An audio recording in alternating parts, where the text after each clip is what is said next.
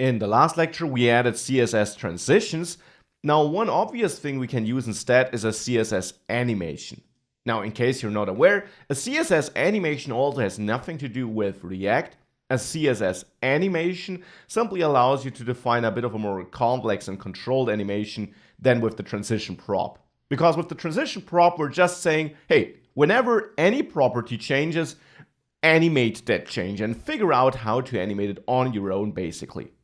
Now, an animation, a CSS animation, is a detailedly described set of steps you want to execute. For that, you create so-called keyframes with add keyframes. Then you give these keyframes any name of your choice, like open modal. And then here, you can define the steps, so inside the animation, in percentages, or just with from and to if you only got two. But we could say we want to start at 0%, and then that's the syntax. Then we want to have a certain state at, let's say, 50% of the animation, and we want to end with another state. Now, inside these states, you use normal CSS properties to describe how the object should look like at this point of time. So since this is the open modal animation, we can say when opening it, we're starting at an opacity of 0 and we transformed this to be moved up to the top. Now let's say at 50% of the time, we want to have an opacity of 1, so it's fully visible, but we actually move this 20% to the bottom. So it's not in the final position, but actually moved a little bit too far down. And only at 100%, we move it to its final destination with translate 0.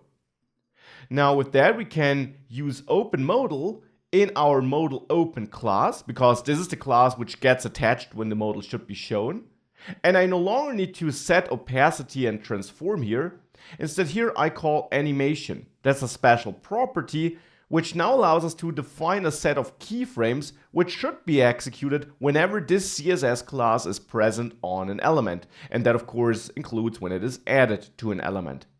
So here I want to execute the open modal animation. Then again, we need to define a timing. So let's say we want to show this over 0.3 seconds, or maybe 0.4. Then we also can define an easing function here, which defines how it moves between our individual steps here. And we also have to define if it should repeat this animation or end at the state we end at in this animation. If we don't define anything, it would jump back to the starting state once the animation played through.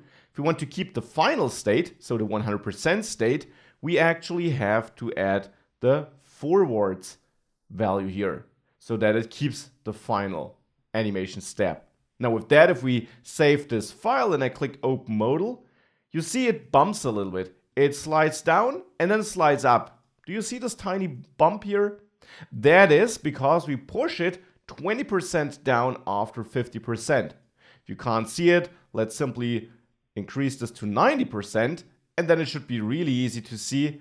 Now if we open the modal, you see it jump down much further and then move back up again. So now we're using a CSS animation and we're taking advantage of the fact that this is simply added or played when this class is added. Now for closing, we can of course also define a set of keyframes. So let's quickly add close modal here.